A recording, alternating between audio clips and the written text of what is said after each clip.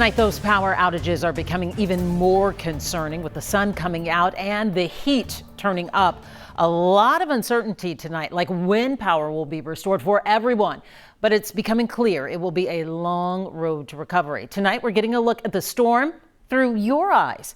Take a look at this video of the storm rolling in through the heights. You can see rain is pushing in sideways from the strong wind. Thanks to KHOU for sending this in.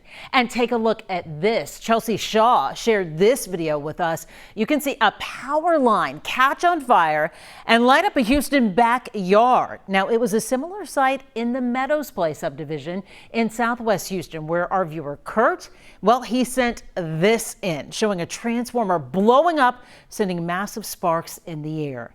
Now, you can safely share your weather photos and video with us by using the KHOU 11 app. Just go to the Near Me section at the bottom of the screen, click Share with Us, then follow the steps to upload.